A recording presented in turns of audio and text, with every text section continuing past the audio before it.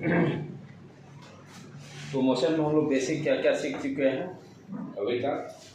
Motion के parameters देख चुके थे, कौन कौन सा, डिस्टेंस, डिस्प्लेसमेंट,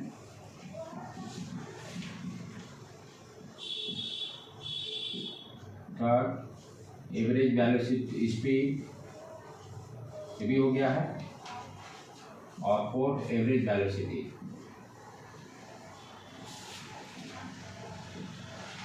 ये चार डिस्कशन हो चुका है। इस पर प्रॉब्लम स्टार्ट कर चुके थे हम लोग, राइट। कुछ प्रॉब्लम किए हैं, कुछ और करेंगे, जो कि ऑलरेडी ये सारे क्वेश्चंस जेईई और नीट में आया हुआ है। फर्स्ट क्वेश्चन क्या है, a man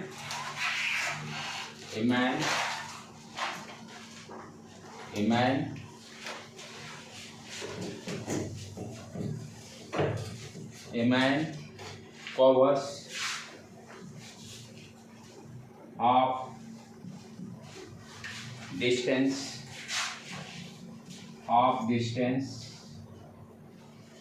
at v1 speed and remaining half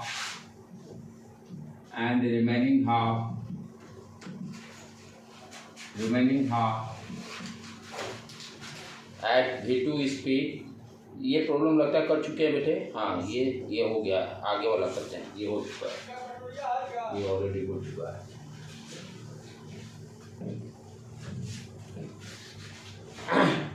a man covers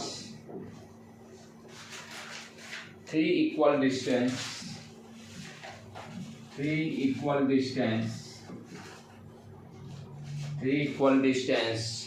with speed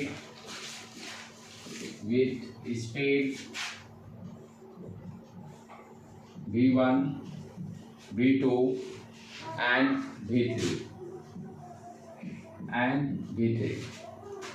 find the average speed,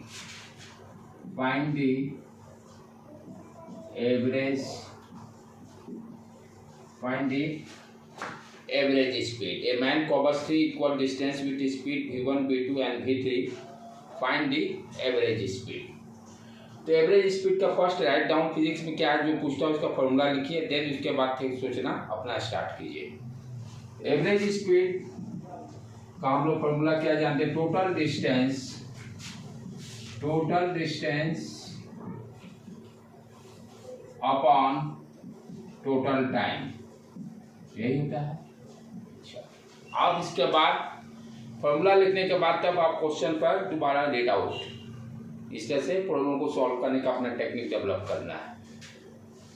तो प्रॉब्लम अब क्या कर रहा है, मैन कवर्स 3 इक्वल डिस्टेंस, यानी 3 इक्वल डिस्टेंस ट्रेवल कर रहा है। मान लेते हैं डी डिस्टेंस ट्रेवल कर रहा है, इक्वल डिस्टेंस।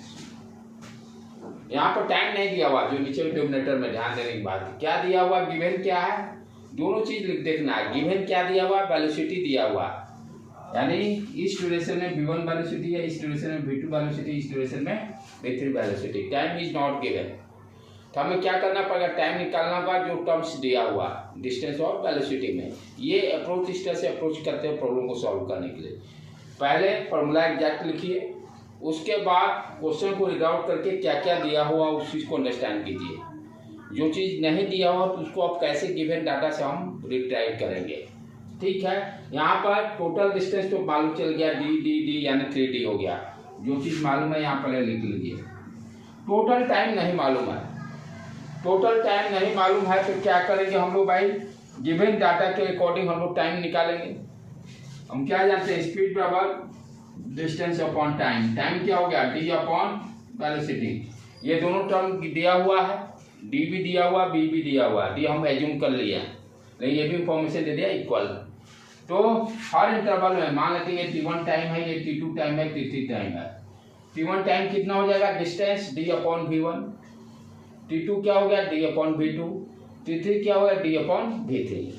यहाँ सारे टाइम लिख दिए, t1 plus t2 plus t3। Then write down t1 equal to d upon v1, d upon v2, d upon v3। इसके बाद प्रॉब्लम सॉल्व करना रह गया। इक्वल डिस्टेंस में V1 V2 के टर्म में आएगा। V1 V2 इज गिवन ना, V1 V2 की दिया हुआ है। यहाँ से D कॉमन ले लो तो dt उड़ गया 3/1/V1 plus 1/V2 plus 1/V3।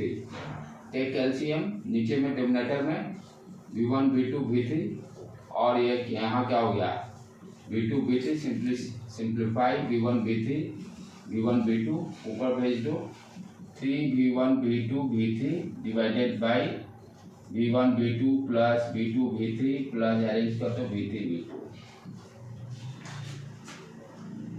इस तरह के क्वेश्चंस पक्का है जो हम लोग कर रहे हैं। पिछले एक दो और किए थे और अभी एक दो और करेंगे। इसमें से एक टाइप क्वेश्चन राइट डाउन करेंगे। ये श्योर शॉर्ट क्वेश्चंस हैं। सिर्फ लैंग्वेज चेंज कर, सारे में अप्रोच सेम है, सिर्फ लैंग्वेज चेंज है, बस प्रॉब्लम का लैंग्वेज चेंज है।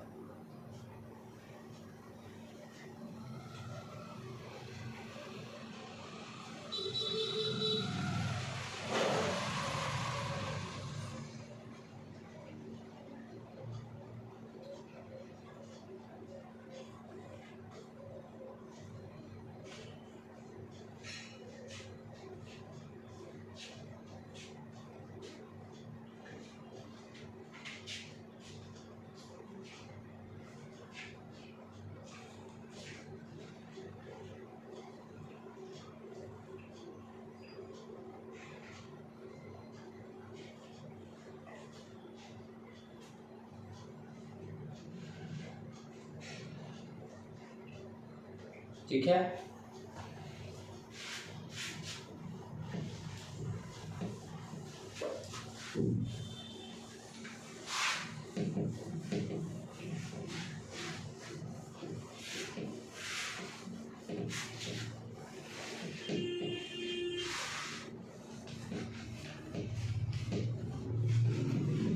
Next question. A man covers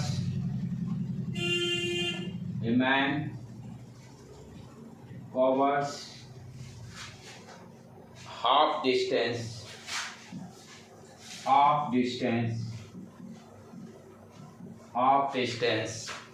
with speed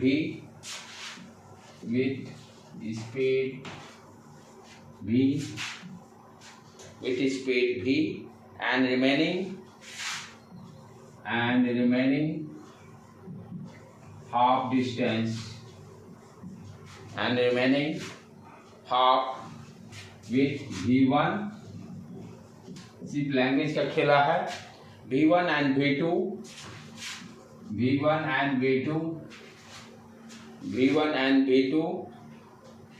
remaining half with speed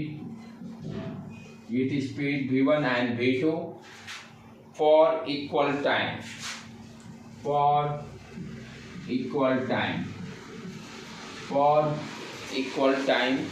find the average speed,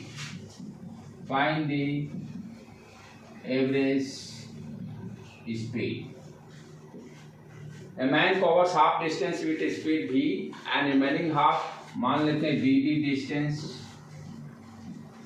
d ये v स्पीड से गया, and remaining half with speed v1 and v2 for equal time के लिए, यानी ये कुछ नहीं बताया कि कितना डिस्टेंस है, यानी ये जो b डिस्टेंस है v1 कितने डिस्टेंस चलेगा, दैट इज नॉट गिवन क्या दिया हुआ है, टाइम दिया हुआ है। दोनों का